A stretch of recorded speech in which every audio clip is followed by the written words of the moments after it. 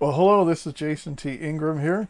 I'm a multimedia artist going by the name of Fake Zappa. I also do activism when it comes to harmful forms of mental health and especially stuff that relates to the LGBTQ community. I decided to do a very gay song and a very gay video, and I wrote this song as a result of my favorite Joni Mitchell song that I like to sing live. And my friend David Johnson, who I did a Joni Mitchell tribute with in 2018, had also done this song as well. And we did it together in Seattle in 2015 at a Big Men's Gay conference. And of course, we had to do it on our album. But before we did the album, I was emailing him some song lyrics I was working on. Now, mind you, this was like the day after my house burned down, and I was miserable, and I was in this state of mind just like, you know what? I just don't give a shit of what people think about me. I mean, some people might know me as like writing 100 or more gospel songs when I was younger and doing ambient music and doing artsy fartsy stuff, and I decided to do something really rude and crude and offensive and really have fun with it, and just kind of a no holds barred sort of like, how extreme can I get to try to describe what it's like being on Truvada and being kind of your stereotypical PrEP whore. They call it a truvadawhore usually. And if you're not familiar with this medication, it actually started out for HIV patients originally, as far as I know. And then around 2012, they started prescribing it as a preventative that could actually prevent you from getting HIV if you're exposed to it. Well, within a couple years, the gay community was going crazy about this. And I was living in Portland, Oregon at the time. And I was hooking up with a guy, and he was on it. And that was about the first time I heard about it. And I thought, well, that's really cool. And so I got on it. I've got a longer video, which is like almost 30 minutes, where I go into detail about what happened. But anyways, I write these song lyrics. I didn't even tell him about the fire. But he found out the hard way because he actually went to the house from Seattle because we were going to meet. And that's another long story as well. But I had just been on a round of antibiotics just like a month or two before that. And so I was thinking a lot about, that being my second time of getting an STI within about a 12-month period. And I was still on it at that time. And there's times when I'm on Truvada. I've been on and off of it maybe 3 or 4 times. And I'm thinking, well, I'm not putting myself in danger, or I've got a regular partner I'm with or something. I need to get off this medication. And then I find myself, maybe in a position where I'm putting myself out there at risk more, especially when there's mental health issues involved. And I get back on the medication. And here's some things I didn't mention in the last thing, is that it costs anywhere from $1,800 to $2,200 a month for this medication. And insurance companies will pay for it. The government will pay for it. And the drug companies are making a crazy amount of money. And we still don't know all the ramifications of the side effects and the interactions. But one of them is kind of like a laxative effect. So I do have a line in the song where it keeps me kind of regular, but it might give you the shits. And I talk a lot about, well, here, I'll play some of this here for y'all if you haven't seen this yet. This was really this was the third animated video that I've ever done as far as doing digital animation. And I was really proud of it. I didn't get really the feedback I was looking for, so I was kind of depressed about it for a while. And I did most of the artwork, the backgrounds here, and I just finished some of this movement here today, which was fun. And I love this character. It's called a puppet. And if you're subscribing to the overpriced Adobe Creative Suite, Creative Cloud thing, It will come with Character Animator, and it actually tracks your movements and your eye movements. And you get to edit these characters, which is why I gave him a jock strap and a harness. Because he kind of looked a little too much like a girl. And so this puppet is named Stardust, and it's public domain.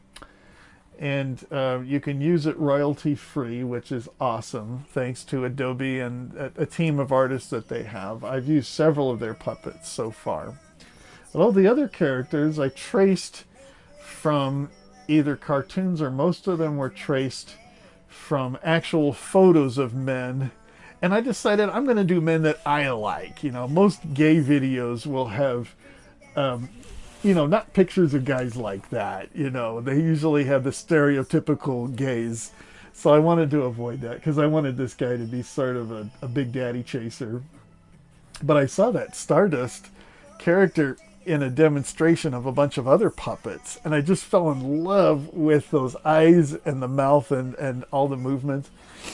And there's keyboard shortcuts, so you can push a number 1 or an 8 or something, and it does a little dance and it does all this stuff. So I had a lot of fun with it too, and I decided to do 2 takes with Stardust, and then there's both takes right now, in fact, and on an invisible background, and then I'd put in all this other stuff, and I did these drawings with one of those $100 pens that you get with your Microsoft Surface, which is just a $2,400 piece of crap.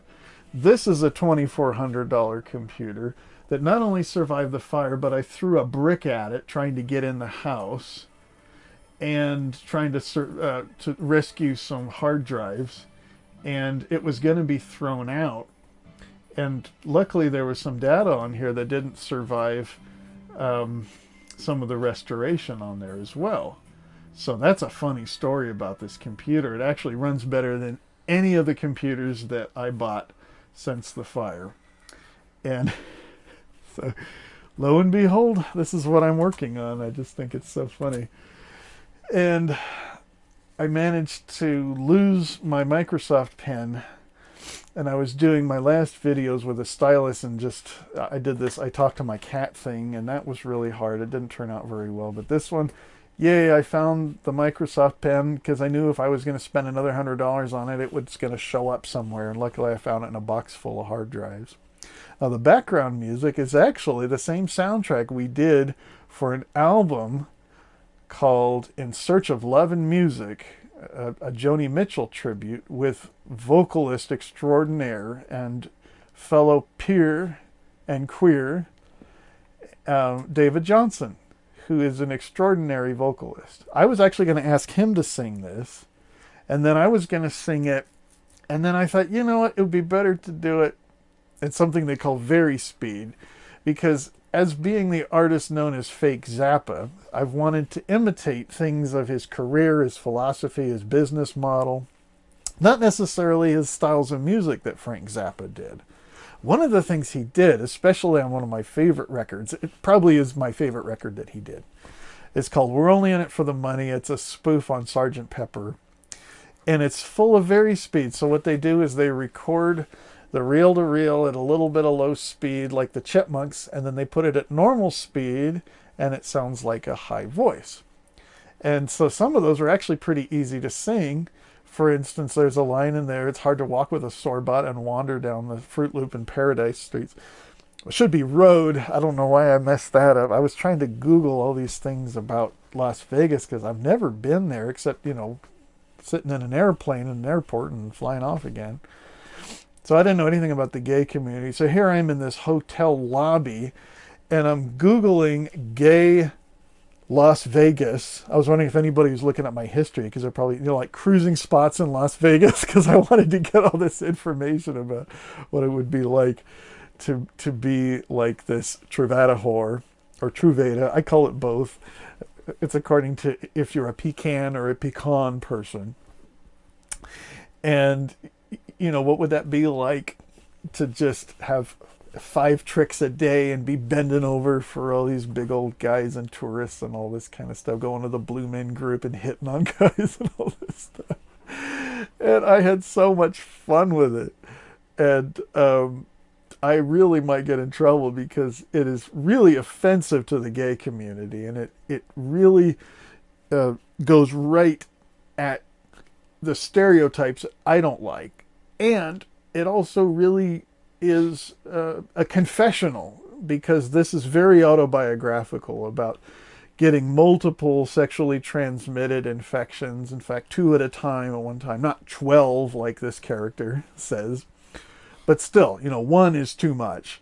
And I just like to talk about the connection with being irresponsible sexually and how it relates to mental health. And if somebody is going to be irresponsible, then at least they're not going to get HIV if they're on this medication. And then there are folks that I have met, like on, oh, there's a reference to Growler on here, which is one of those people finder apps like Tinder.